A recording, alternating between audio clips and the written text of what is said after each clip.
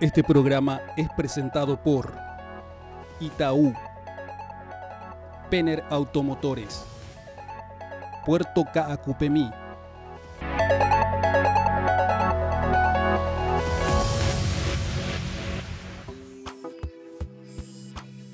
Bienvenidos a una emisión más de MFM Pro. Soy Fabricio Vázquez y en este programa vamos a abordar el tema de las economías urbanas, principalmente la movilidad, atendiendo que las zonas urbanas han ganado una gran trascendencia económica y son la sede tanto del empleo como del desarrollo de sectores muy importantes y que en Paraguay se han expandido bastante, como el sector comercial y el de servicios, y sobre todo porque tiene un área de influencia geográfica muy importante. Vamos a hablar de Asunción y sobre todo del Gran Asunción, estamos hablando especialmente del Departamento Central, que se vincula cotidianamente a Asunción y hacemos referencia específicamente a los traslados que hace la población para trabajar, para consumir y para divertirse.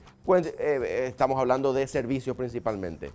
No son cuestiones fáciles, tenemos algunas intervenciones, el proyecto Metrobús que no ha culminado y que genera una de las mayores deseconomías urbanas, ya que se pierde mucho dinero y mucho tiempo porque no se dispone de esta herramienta. En este programa vamos a contar con un invitado de lujo, el arquitecto Gonzalo Garay, con quien vamos a discutir y tratar de comprender cómo se mueve Asunción y sobre todo cuáles son las oportunidades de crecimiento económico usando y utilizando todos los atributos que tiene una ciudad. Acompáñenos.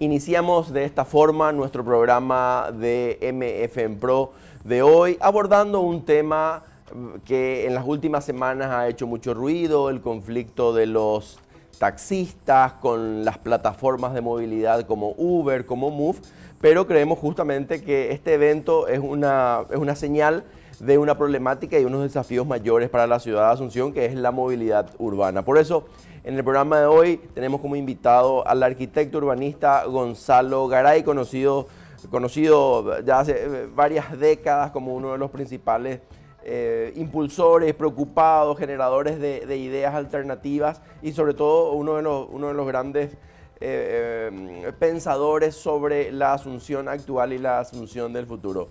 Bienvenido y gracias por estar con nosotros, Chalo. Muchas gracias por la invitación, un gusto estar acá.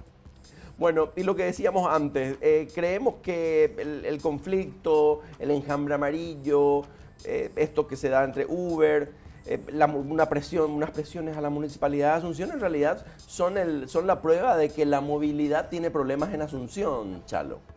La movilidad tiene problemas gravísimos en Asunción y en el Gran Asunción. Y no es solamente problemas gravísimos, tiene un costo altísimo.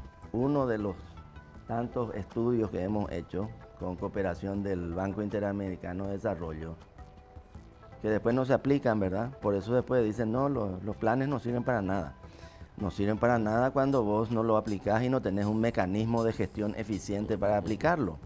Pero decía que uno de los estudios que hicimos allá por el año 2015, 2014, desde el MOPC con el BID, es el Plan Estratégico Metropolitano de Asunción, y en uno de sus componentes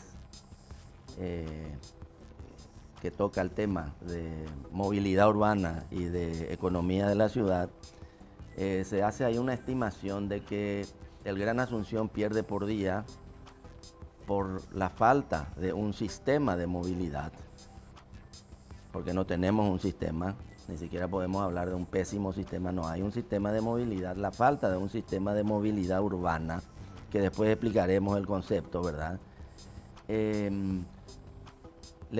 Nos significa a todo una pérdida de entre 2 y 3 millones de dólares por día hábil.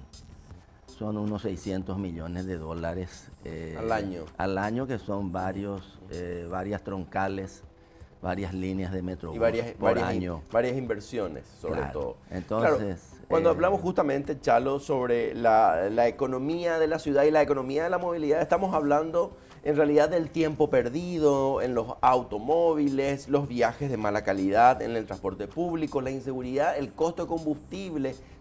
Nos referimos a esto cuando hablamos de todo eso. La contaminación del ambiente, claro, los costos de desplazamiento, hay que medir.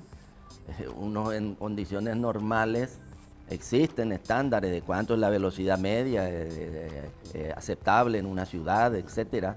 Y bueno, los tiempos nuestros de todos los que nos están viendo, de toda la gente, cuesta, vale. Vos tenés que cuantificar eso. Un viaje que vos tenías que hacerlo en 10 minutos, lo haces en 35. Eso tiene un costo, ¿cómo no va a tener un costo? Sea en el medio que sea, ¿no? ¿Cómo no va a tener un costo la falta de eficiencia de que el 70% de los viajes o más se hace en automóvil individual, con un promedio de 1.1 personas por auto, donde deberían ir 5 personas? El auto ocupa el mismo espacio vial y el auto consume la misma cantidad de combustible, la misma cantidad de aceite, con un pasajero o con 5. O sea, ese tipo de cosas te muestran la ineficiencia gigantesca con la cual nos movemos nosotros. Totalmente. Chalo, si hacemos una historia de la Asunción de los 70, la Asunción de los 80, incluso la Asunción de los años 90, y por qué no, en realidad, Asunción y Gran Asunción de todas estas décadas, donde éramos menos habitantes y sobre todo donde éramos más pobres, donde no podíamos soñar con tener con que la mayor parte de las familias tenga un automóvil. Es decir, esas fueron las décadas donde Asunción y Gran Asunción tenían que haber previsto, proyectado unos esquemas, porque finalmente el crecimiento económico que tuvimos allá a partir del 2005, 2004, 2003 para adelante, con algunas aceleraciones importantes, terminaron transformando las prioridades de la familia, que hacían que en realidad yo tengo dinero y lo que invierto en mi calidad de vida, y mi calidad de vida significa salir del transporte público por la mala calidad y hacer ese tipo de inversiones. Nos hemos llenado de autos entonces en estas ciudades por la mala calidad del transporte público. Así mismo es. La gente hace cualquier cosa por evitar el transporte público. Es lógico eso, ¿verdad? Y bueno, ahí está el tema de los autos de Chile, las motos, que es todo un tema, ¿verdad? Con unos costos altísimos también a raíz de los accidentes, sabemos muy bien eso. Pero era el momento entonces de lo más barato en todo esto es hacer los proyectos, hacer los planes. Eso tiene un costo demasiado bajo. Y por más pobres que fuéramos, podíamos haber hecho muy bien los planes. Y de hecho se hicieron. A partir de los 90. A partir de los 90 se comenzaron a hacer planes para Asunción, algo para el Gran Asunción. Pero, como digo, es lo más fácil hacer el plan, hacer la normativa, hacer una ley de suelos, por ejemplo, que evite este desparramiento que tiene Asunción y el Gran Asunción, con un modelo absolutamente, y está totalmente demostrado su insostenibilidad y su carencia de sentido común. Esto nos da unas densidades de alrededor de 15 habitantes por hectárea en promedio en el Gran Asunción, que eso no es ciudad, no existe, ¿verdad? Para empezar a hablar de ciudad necesitamos densidades mínimas de 120 habitantes por hectárea, 140. Y eso no es nomás una cuestión del manual, eso significa unas deseconomías gigantescas. Si yo tengo desparramado la ciudad en una extensión gigantesca, ¿no? El diámetro del Gran Asunción es 50 kilómetros, ¿verdad? Con una poca gente adentro. Lo mismo yo tengo que extender las redes de servicios a todos esos lugares, no se hace sostenible. Tengo que extender el transporte público, tampoco se hace sostenible. Entonces eso crea unas deseconomías gigantescas, sumado a el modelo también con el cual se ha ido loteando todo el territorio sin tener las más mínimas previsiones y precauciones. Eso hace, por ejemplo, que se han aprobado históricamente, legales, con unas leyes demasiado insuficientes, se han aprobado una cantidad de loteamientos, etcétera, que no reúnen los requisitos para hacer ciudad. O sea, urbanizaciones que son loteamientos, que no es solamente dividir el lote de 12 por 30 y marcar dónde está la calle, y dónde quedan los servicios, dónde queda la infraestructura, quién tiene que proveer eso, ¿verdad? A niveles de complejidad mayor. Y quién se encarga también de temas como el saneamiento ambiental, y una consecuencia directa de eso es los costos estos de la movilidad, porque cada vez nos extendemos más, y otra es, por ejemplo, el pasivo ambiental que nosotros tenemos en el Gran Asunción con respecto a todos los arroyos están podridos. ¿Por qué? Porque se fue haciendo pedacito, pedacito, pedacito de ciudad, entre comillas, loteamiento, sin ninguna previsión de el tema de desagües cloacales, y ni que decir plantas de tratamiento y ese tipo de cosas. Entonces, ¿quién es la planta de tratamiento? El arroyo. Y es así que hoy tenemos un pasivo en ese tema nomás, de entre 3.000 y 4.000 millones de dólares en el Gran Asunción. Porque siempre hay que pagar la cuenta, claro, alguien va a pagar la cuenta. Finalmente, totalmente. Chalo, podríamos decir también que el esquema de concentración de los empleos en Asunción, históricamente el Estado fue el agente, el actor que más contrataba, y Asunción y sus instituciones públicas, estoy hablando de ministerio, secretaría, poder judicial, legislativo y el ejecutivo, obviamente, tienen sus oficinas en el extremo oeste de la ciudad. Es decir, que están demasiado al fondo de la ciudad, muy cerca del río. Si estuviesen aquí cerca de Calle Última, quizás se reducirían significativamente los traslados de la gente, de los trabajadores, que por este esquema que estabas diciendo de expansión horizontal, nos vamos a vivir cada vez más lejos de nuestro trabajo.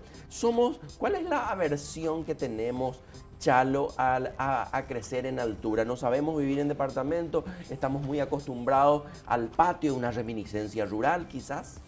Bueno, eso yo lo veo desde dos componentes principales, ¿verdad? Uno es la cultura. Antes en Paraguay no se pagaban impuestos. Después del 89 empezó una primera reforma y qué sé yo, y no te digo que hoy somos el modelo como Dinamarca o Suecia, ¿verdad? Pero hoy se paga impuestos. Uno sabe que tiene que pagar impuestos. Culturalmente no había que pagar. Hoy culturalmente se sabe eso. Pero ese aspecto cultural tiene que venir acompañado de una normativa también. Si yo restringo, los países civilizados tienen lo que se llama ley de suelos. Este suelo es urbanizado. Ya está urbanizado, tiene estas reglas, el famoso plan regulador. Este suelo podrá ser urbanizable cumplidas estas condiciones. Hoy no es urbano, es urbanizable, si cumple. Y esto no es urbanizable. Eso se va modificando evidentemente porque siempre hay un crecimiento, ¿verdad? Entonces vos tenés que fomentar la densidad y tenés que ayudar a ese cambio cultural que hoy está sucediendo. Evidentemente una persona, muchísima gente hoy dice, no, yo voy a vivir en un departamento, aunque sea chico, pero bien ubicado. Entonces me compro el departamento si puedo en Barrio Jara, o en las Mercedes, que son lugares excelentes, están cerca del centro, cerca del agua, de la costanera, cerca de los dos centros. Todo, claro. Entonces, en vez de con ese mismo dinero ir a comprarme a no sé dónde, en un municipio, en la casa grande, y me hago la casa y que no, porque esa persona se da cuenta que la localización es sumamente importante. Entonces, esos patrones culturales van cambiando, pero eso tiene que ser acompañado también de incentivos. Y, por ejemplo, la AFD hay que multiplicar por 50. Entonces debería multiplicar lo que invierte en ayudar a bajar las tasas de las entidades financieras, que se puedan hacer tasas de créditos hipotecarios, que históricamente tampoco tuvimos, como tampoco tuvimos una política, ¿verdad?, habitacional y de vivienda social para producir lo que vos decís. Entonces, eso es lo que se ha producido. Sumado a eso, Por supuesto, no se puede estar en 100 metros cuadrados todo, pero en temas de planificación urbana, de desarrollo urbano, está lo que se llaman las nuevas centralidades. Y esas nuevas centralidades están a diferentes escalas. Vos tenés que pensar eso a nivel de país. Famoso es que nosotros, Asunción es todo el Paraguay. Han surgido ahora otros centros, ¿verdad? Ciudad del Este, Encarnación, Coronel Oviedo, algo. Pero eso tienen que ser políticas nacionales de desarrollo territorial. Claro, de desarrollo territorial, con todas las... Y eso solamente se hace con un proyecto. La misma cosa a nivel Gran Asunción, pues que sea una centralidad, cada uno de los municipios buscándole sus potenciales, etc. Y algunas cosas sí están en Asunción. Y dentro de Asunción también a una tercera escala, las nuevas centralidades que se dieron espontáneamente. ¿Por qué se dieron? Porque alguien del sector empresarial ubicó un shopping en Villamorra o en la zona acá cercana, entonces eso genera una y en la zona de cantidad Santa de Teresa, cosas donde están los estudios de PRO. Que no está mal en este caso, ¿verdad? Pero esas deberían ser políticas públicas. Están hechos los planes, ¿verdad? Pero como te digo, los planes están para decir que están los planes, porque generalmente no se ejecutan. Claro, entonces con este esquema lo que tenemos, o sea, la única opción que tienen los habitantes ante la inexistencia de oferta de crecimiento vertical, estos departamentos que son todavía, que justamente la oferta privada privilegia algunos estándares superiores de ingreso y el Estado no muestra, o las políticas públicas no muestran el camino para que los desarrolladores inmobiliarios puedan atacar a una demanda gigantesca, que es la demanda de la clase media, media-baja, por llamarlo de alguna forma. Entonces tenemos una expansión de la mancha urbana, Chalo. Sí, así es. Justamente con Manuel Ferreira hace años ya, en uno de los estudios que hicimos en su momento para la Franja Costera, justamente hablábamos y veíamos el proceso de producción de nuestra ciudad. Y el proceso de producción de nuestra ciudad, hablo del Gran Asunción, está dada por el mercado. Sencillamente, al no existir políticas públicas, ¿verdad? Y al no existir posibilidades reales financieras, y llegamos a lo que me dice a mí un empresario muy amigo que está en temas inmobiliarios, me dice, bueno, la cuotita, ¿qué puede pagar la gente? Y puede pagar su cuotita del lote. 300.000 guaraníes, 400.000, entonces esa persona, ¿cómo se produce esa ciudad?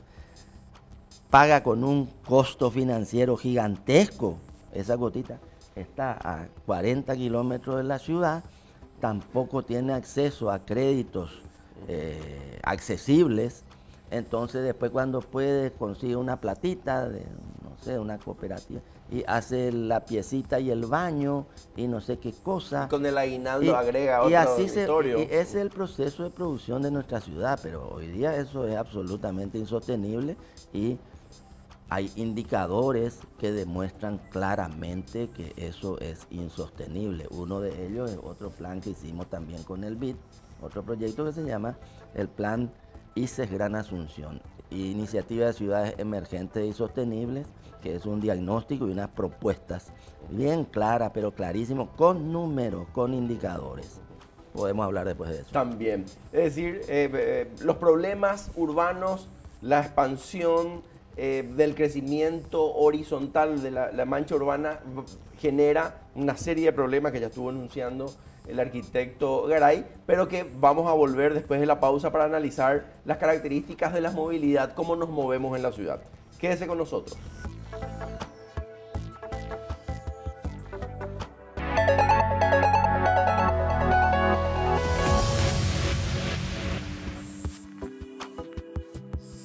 La economía urbana de Asunción y el Gran Asunción, nuestro tema de hoy con un invitado de lujo, el especialista, el arquitecto Gonzalo Garay.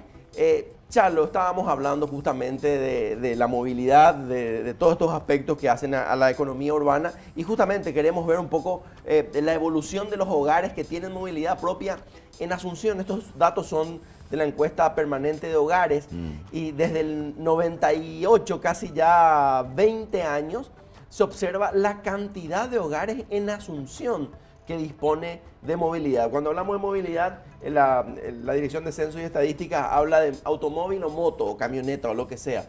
Y podemos observar en cantidad, tenemos este mismo gráfico en porcentaje que también expresa un crecimiento, pero acá tenemos los hogares, de poco más de 40.000 hogares con vehículos. Hoy tenemos ya casi cerca de 90.000 hogares con vehículos, es decir, casi se duplicó la cantidad de hogares con vehículos. Significa que se duplicó la cantidad, el parque automotor. Y esto es en Asunción, pero si observamos en Central, el crecimiento es realmente espectacular comparado con Asunción. Porque según la misma fuente, nos dicen que alrededor de 65.000 hogares tenían un auto o una moto en el año 1997 y hoy estamos ya cerca de 320.000 hogares con alguna movilidad. Entonces, estas cifras son para asustarse, para salir corriendo, Chalo, y hacer más planes o intervenir en las ciudades. Es decir, acá se puede, este es un gráfico del fracaso de las políticas públicas de transporte, colectivo principalmente, que hacen que los ciudadanos, como habíamos dicho en el primer bloque, opten por generar y por liberarse e independizarse del transporte público. Es así, sí, claro, así mismo. Como digo, estas son evidencias, ¿verdad? Y bien, el auto es muy útil, lo que se quiera, pero el auto, como hemos demostrado, el automóvil individual es lo más poco eficiente cuando uno ve el todo de la ciudad, ¿verdad? Por los temas que hemos explicado, pero esto confirma lo que hablamos, lo que estuvimos hablando anteriormente en el primer bloque, sin lugar a dudas. Y también, y muy vinculado a esto, está la evolución de la población urbana de Asunción y de Gran Asunción. Podemos ver en las barras más bajas, las que son un poquito más claras, donde se observa que prácticamente la población de Asunción no ha crecido, es más, se ha estancado incluso. Sí, claro. Pero donde sí vemos un incremento de la población es en el departamento central. Y aquí, Chalo, vos corregime, que sos el especialista, Central crece porque está al lado de Asunción, más que por ser central. Sí, claro. Obviamente, la capital es Asunción, como dijimos, nuestros modelos de países son que hay un solo centro que es la capital, etcétera. Eso también ya lo estuvimos hablando y bueno, eso significa una atracción y a eso la falta de capacidad, entre comillas, de absorber mayor población en Asunción. Ahí está, Asunción no crece. Esto en los últimos 20 años, ¿eh? Aquí sí, es 2013, pero en sí. los últimos 20 años vos podés hablar que Asunción tiene 500.000 habitantes y un poco más también de 20 años. Eso nos tiene que decir algo. Sin embargo, el Gran Asunción se ultramultiplicó. Quiere decir que algo está pasando porque Asunción no es que está llena. Asunción tiene hoy una densidad que no llega a 50 habitantes por hectárea. Asunción puede ser una ciudad, mejorar incluso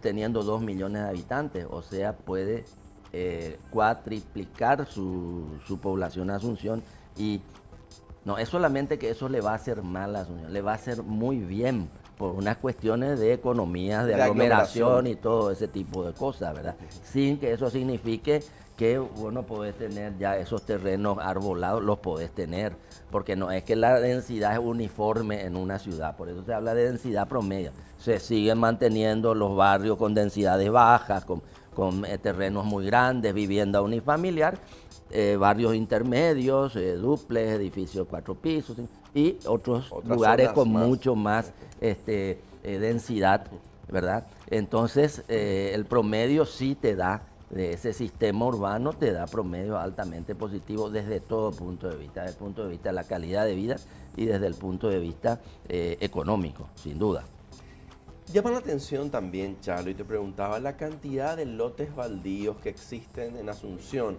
Hace unos 8 años había escuchado yo la cifra de 10.000 lotes baldíos, que se podría explicar en gran parte por la lógica de la tierra, la relación con la tierra que tenemos los paraguayos, que es, tengo tierra para especular y voy a esperar justamente un mejor momento para vender. Y había leído un artículo muy interesante, una experiencia española, creo que de Madrid, donde el municipio de Madrid le dice a todos los propietarios de lotes baldíos, no construidos, les dice, tenés 2 años para construir o vender. Y el que te compra está obligado en el plazo de 1 año a construir. Es decir, parece algo dictatorial o una imposición, pero bueno, es la municipalidad la que organiza su territorio, su espacio, y esta medida fue muy positiva porque generó actividad en una zona que tenía solamente terrenos, lotes baldíos.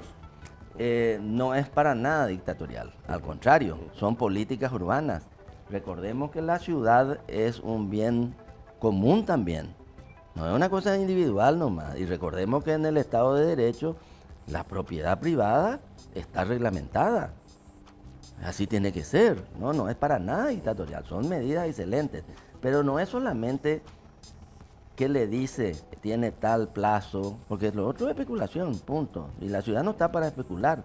La ciudad es un bien de uso también. Entonces no es para especular. Pero no solamente le dice... Te resulta desde luego absolutamente insostenible mantener un terreno ocioso en una ciudad como Barcelona o como Madrid, porque el impuesto inmobiliario es infinitamente más alto a un terreno ocioso que a un edificio. O sea, se le penaliza porque ese terreno... No genera... No genera ciudad, sin embargo, está aprovechando o mal aprovechando toda una infraestructura que ha costado, años de años hacer, que ha costado mucho dinero, tanto del sector público principalmente, como del sector privado. Entonces se le penaliza. Así funciona también en muchas ciudades. No es solamente ese plazo que le dan. Y eso hay que hacer. Por supuesto que hay que hacer, y con eso uno genera, mejora otra vez las densidades y genera dinamización de la economía. Chalo, pensando en estos esquemas de... Perdón, sí. Y en nuestro caso, vos hablaste de 10.000 lotes, ¿qué pasa? Exactamente al revés. El lote baldío paga menos. Puede estar en calle Palma, conozco lotes baldíos que hay una muralla, una cortina de enrollar y vos abrís y no hay nada. Recuerdo que un proyecto profesional en calle Palma, que era un edificio de oficinas y departamentos de mediano porte, presento los planos y me dice tiene que presentar plano de demolición de lo existente. ¿De qué? De lo existente. No existe nada, no me creyeron. Y le llevé y le mostré, estaba totalmente demolido. O sea, en calle Palma vos tenés lotes sin utilización, vacíos, lotes eriazos, lotes baldíos. Lo que pasa es que una muralla nomás en vez de tener un alambre. Y no te das cuenta. Y ese lote paga infinitamente menos impuestos. En vez de ser al revés como en Barcelona, ese lote casi no paga el impuesto inmobiliario. Hay que penalizar eso porque, como decimos, la ciudad no es para la especulación, sí es para los desarrollos inmobiliarios, sí es para ganar plata, por supuesto la dimensión económica de la ciudad es uno de los temas centrales, ¿verdad? Pero no es para la especulación. Justamente entonces, ese lote baldío o vacío le está sacando soluciones habitacionales a un segmento poblacional que tiene que ir a otro, que tiene que salir de Asunción, ir al departamento central. Estamos hablando de Lambaré, Fernando de la Mora, San Lorenzo, Luque, Limpio, etcétera. Villaliza, Ñembú, entre otros. Y para justamente lo que nos interesa en términos de movilidad es que esa gente que vive en los alrededores de Asunción tiene que entrar todos los días a Asunción. Sí. Y tienen que entrar por uno de los dedos de Asunción. Si imaginamos que Asunción es una mano, y los dedos son las avenidas, Acceso Sur, Eusebio Ayala, Mariscal López, norte, España, el Acceso Norte ahora. Son las vías por las cuales ingresa la población. Y el proyecto Metrobús era una de las intervenciones emblemáticas en el eje de ingreso y salida de pasajeros la vena más grande entre Asunción y el Gran Asunción, y no ha funcionado, Chalo. Ahí hay que explicar muy bien lo siguiente. En todo este tipo de cosas, de proyectos públicos, digamos, una cosa es el proyecto en sí, el proyecto técnico, los estudios de factibilidad, los estudios de ingeniería, los estudios de la factibilidad económica, ambiental, social, técnica de un proyecto, financiera. Ese es el proyecto, que puede estar muy bien hecho. Lo segundo de un proyecto es el proceso público, el proceso de licitación, que puede ser bueno, muy bueno, regular, malo, muy malo. El tercer es la ejecución de ese proyecto, que es otra cosa, la ejecución por ABC de un excelente proyecto, que la licitación a lo mejor fue buena o a lo mejor fue mala, después viene la ejecución de ese proyecto y es un desastre, no tiene la culpa el proyecto original.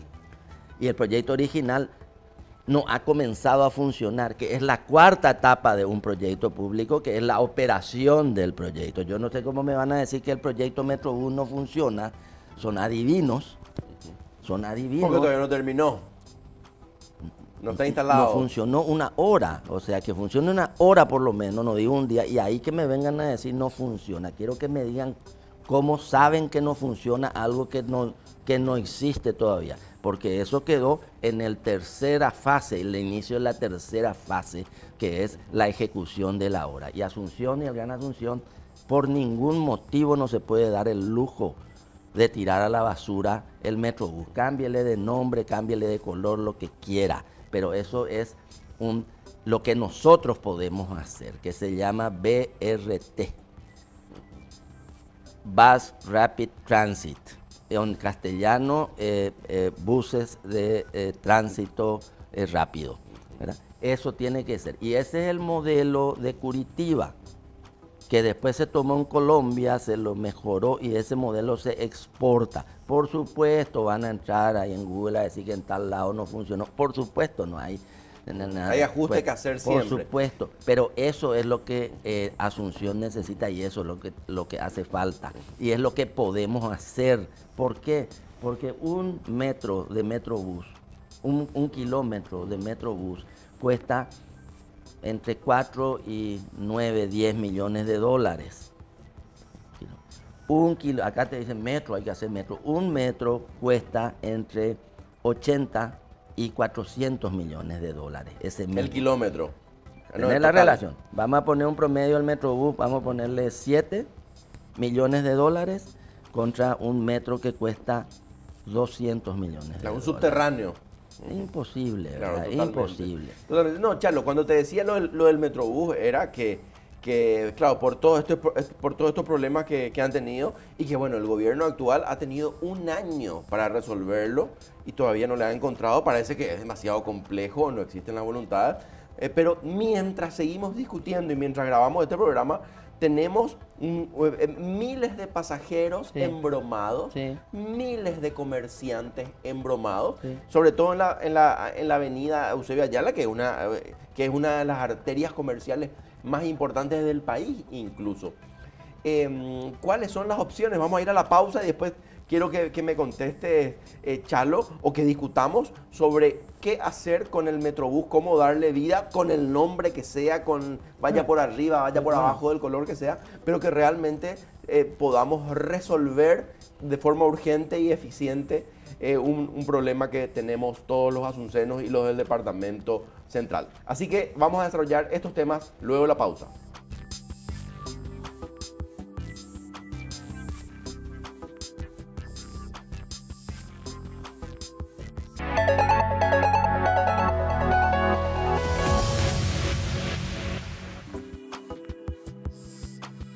Volvemos a MFM Pro, nuestro programa, el único programa económico de la televisión paraguaya, y en esta oportunidad analizando la economía urbana, es decir, todos aquellos aquellos esquemas y modelos que nos permiten comprender cómo funciona una ciudad para que sea más eficiente en términos económicos y también sociales.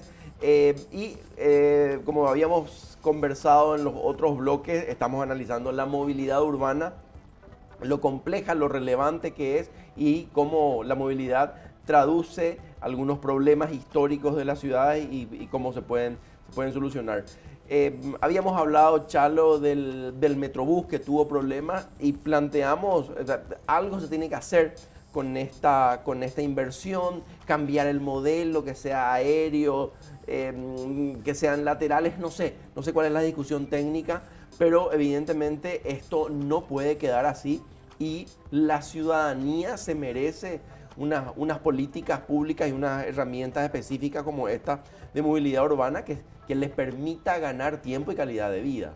Bueno, el Metrobús es parte de la movilidad de la ciudad, evidentemente, y se enfoca, se ocupa en el transporte público, que es un componente esencial de la movilidad en la ciudad. Las ciudades sostenibles justamente tienen más gente moviéndose en transporte público que en auto individual.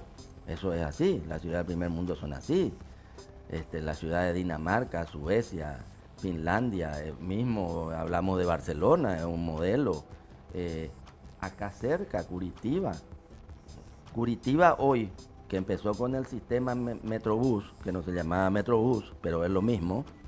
Jaime Lerner es uno de los que impulsó esto y uno de los hacedores de Curitiba. Hoy Curitiba, la última visita que hice, creo que fue hace 3 años, me explicaron que habían completado el sistema. Hoy vos no necesitas caminar más de... Hablo de Curitiba, no el Gran Curitiba. Curitiba. Vos no necesitas caminar más de 5 cuadras para tomarte un transporte público que es parte del sistema. Porque vamos a explicarle a la gente cómo funciona el Metrobús. El Metrobús se llama troncal, lo que se tiene que hacer en estos ejes principales. Eusebio Ayala es el primero. ¿Por qué? Porque es el que más pasajeros mueve. Cuando se empezó a diseñar había 10.000 pasajeros hora en este sector y el Metrobús se iba a proyectar a 15.000 pasajeros hora ya, ampliable posteriormente.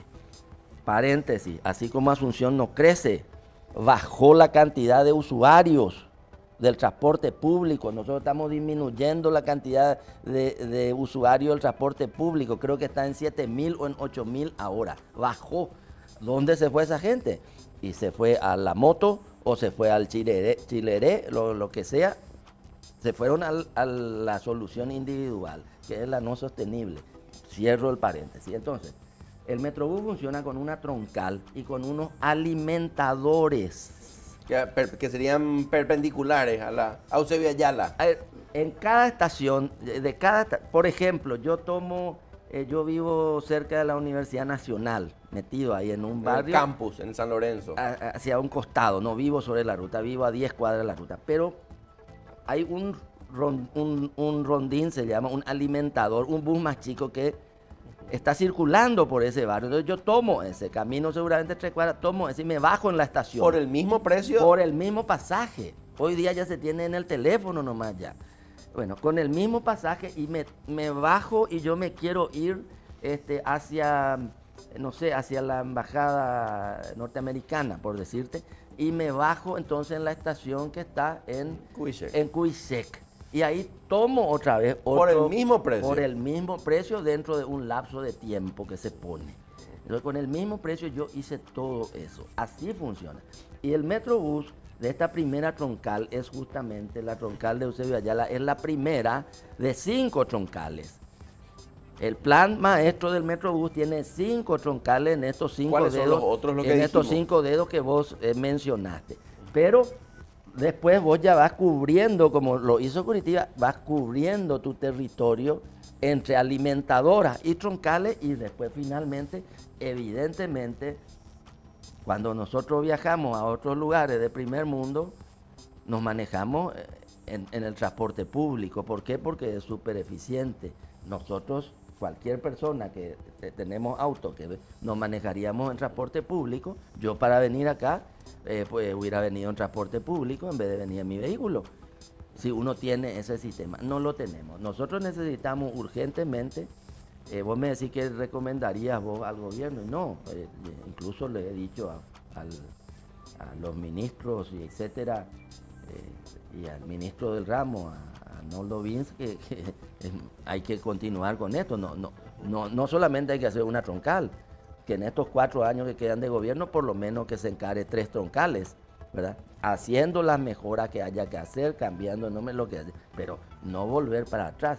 El Asunción y el Gran Asunción necesitan del transporte público, es algo esencial. Si queremos ir para adelante, si queremos seguir yendo para atrás, no hay problema, seguimos con el modelo actual. Te hablé del plan ICES, que son cosas serias, ¿eh? Lo que pasa es que la gente no le da mucha pelota a eso, ¿verdad? La plana y no sé qué cosa. No, es muy serio. ¿Cómo vas a cambiar la realidad sin un proyecto? ¿Cómo vamos a cambiar la realidad de la salud pública en el Paraguay si no tenemos un proyecto? O con intervenciones aisladas no funciona. No. ¿Cómo vamos a cambiar la educación, la calidad de la educación sin un proyecto en serio? No hay manera de cambiar la realidad. Y en el transporte público también. Entonces, hay que trabajar eso, hay que mejorarlo, hay que tener un proyecto y hay que implementarlo, no hay la menor duda.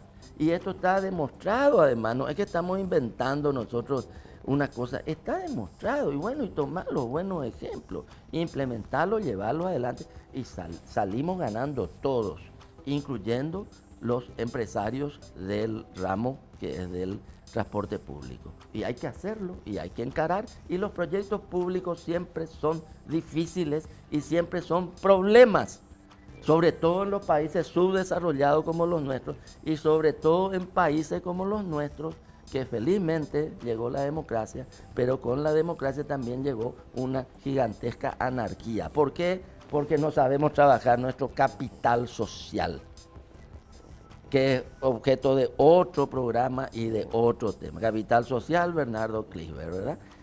Entonces tenemos que hacer esto y no hay otra vuelta. Y se puede hacer. Lo importante es que sí se puede hacer. Pero qué complejo, Chalo, cuando te escuchaba hablar y defender, obviamente con ese énfasis que haces sobre los proyectos que son necesarios.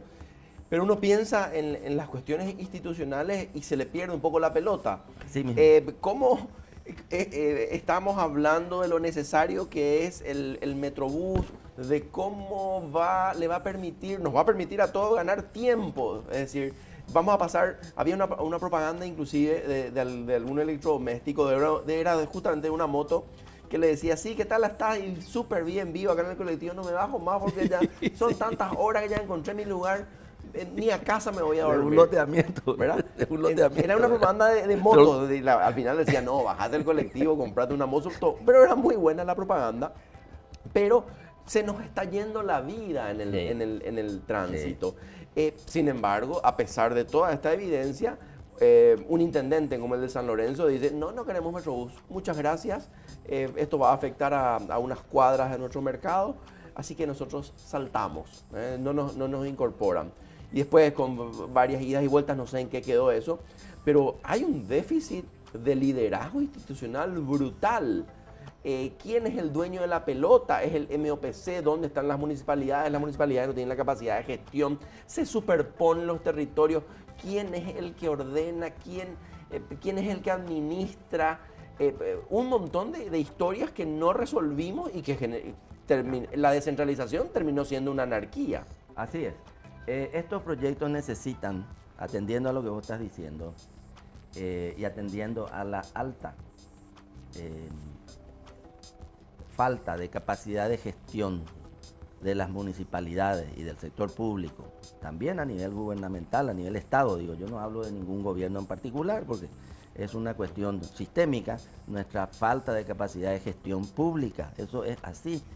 Por eso que estos proyectos necesitan de la creación de un mecanismo de gestión institucional, que hay diferentes modelos para eso. ¿Para qué? Para que ese mecanismo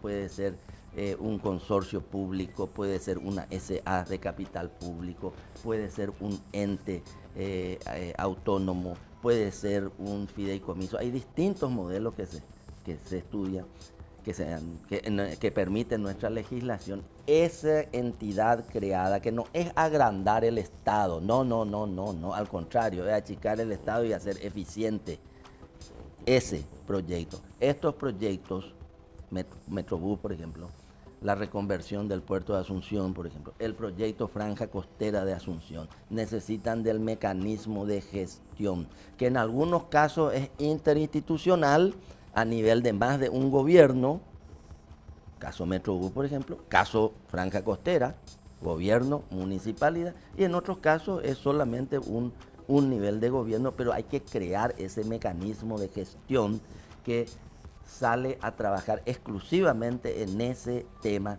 fuera de el famoso día a día de la gestión pública, que le atrapa a todo el mundo y que no permite avanzar en este tipo de cosas. Entonces sí, los proyectos tienen que tener un mecanismo de gestión. La Franja Costera no se ha concretado como se debe concretar, porque hay cosas sueltas, algunas bien hechas, otras mal hechas, así es, y necesita imperiosamente la creación de un mecanismo de gestión. Bueno, el transporte público también. No va a ser fácil, no va a ser sencillo, pero es bastante urgente. Cuando hablabas de estos proyectos de Costanera, ya creo que ya la Costanera Norte ya tiene certificado de nacimiento, al menos, y que se están pensando soluciones habitacionales. Y antes de iniciar el programa hablábamos con Chalo Garay sobre cómo la tardanza en la toma de decisiones termina siendo demasiado costosa. Hacer la Costanera Norte o hacer todas las costaneras en el momento en que esto se gestó y se disponían de los recursos, creo que si no me equivoco estamos hablando del año 1996, 1997, ya pasaron más de 20 años y el problema no solo que se agravó, se encareció. ¿Es esto así, Chalo? Absolutamente, vos estás poniendo un ejemplo. El plan maestro de la Franja Costera, proyecto Franja Costera, que es mucho más que una costanera.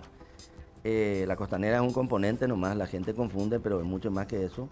En el año 96, trabajando gobierno y municipalidad con cooperación del BID, que fueron donaciones, entre paréntesis, no se tomó ni un peso, por una cantidad de disparates se dijo, como siempre.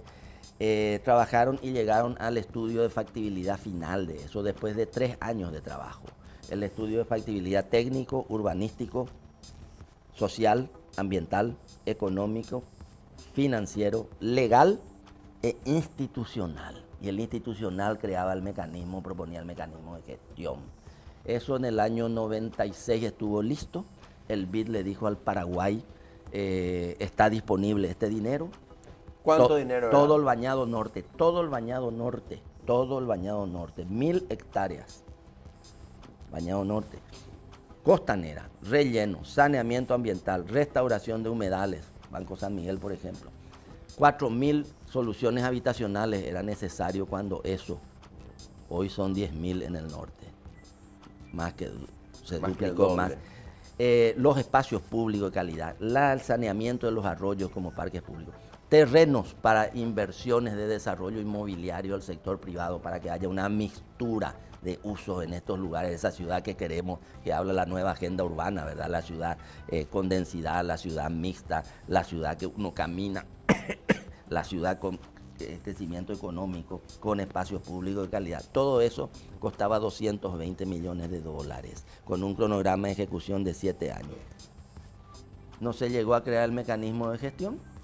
Cambió el gobierno municipal y el siguiente gobierno municipal que vino dijo, no, esto no hay que hacer de otra manera, no sé qué cosa. No se hizo. Obviamente el gobierno solo no lo iba a hacer. Entonces no se hizo y se destartaló todo. La historia se repitió en el año 2005. En el año 2005 se volvió a hacer todo el estudio, se iba a hacer la mitad del norte, en la misma historia, y después de anunciarse que se tomaba el crédito, 2005 ya pasaron otra vez, ¿cuánto? 14 años. Después se acordó todo, gobierno nacional, presidente, intendente, y después el presidente de la República retiró el apoyo a ese proyecto y se dijo no se va a hacer, la municipalidad no puede hacer solo. En 2 oportunidades. Yo nomás lo que quiero comentar es cuánto, no solamente en calidad de vida, y quiero que la gente se imagine. En el 97 comenzaban las obras, se terminaban en el 2005, si querés. ¿Cuál hubiera sido el escenario de todo ese sector en el norte? Porque después iba a ser el sur también. Y no solamente cómo se hubiera mejorado la calidad de vida y la calidad de nuestra ciudad. Es importante tener una ciudad con calidad que sea atractiva. No solamente para el espíritu, sino que también para la billetera, claro, porque una ciudad atractiva, vienen empresas, vienen, se instalan aquí, etcétera, etcétera, porque es atractivo. Por eso, ¿cuánto nosotros dejamos de ganar, ya hablando en términos estrictamente económicos, al no haber hecho eso? Y seguimos a tienta y etcétera, etcétera, y parece que no queremos aprender, si bien ahora hay finalmente una firma de un acta de compromiso entre el presidente de la República, el intendente de Asunción, por lo menos para ese tema de Franja Costera, de crear ese mecanismo de gestión, y hay un apoyo del Banco Mundial en eso ahora, después de no sé cuántos años. Pero la Franja Costera no se hizo por falta de ese mecanismo de gestión, como sí se hace en otros lugares. Puerto Madero tuvo su mecanismo de gestión y hay proyectos en todos lados del mundo que tienen ese mecanismo, entonces mediante eso pueden llevarse adelante y llevarse adelante con éxito. Bueno, estos casos nos hablan de las oportunidades, las deficiencias que hemos tenido históricamente, quizás porque culturalmente hemos sido durante mucho tiempo, cultural y espacial y económicamente hemos sido más rurales que urbanos, y nos cuesta todavía, parece, construir la ciudad. Entonces nos quedan como mensajes centrales las oportunidades de crecimiento urbano, crecimiento organizado, crecimiento rentable, optimización del espacio, que puedan convertir a Asunción, a Gran Asunción, en unas ciudades que vivan bien, y en el caso de la movilidad, que sean rápidas. Agradecemos mucho al arquitecto Gonzalo Garay por su presencia, y será hasta una próxima oportunidad.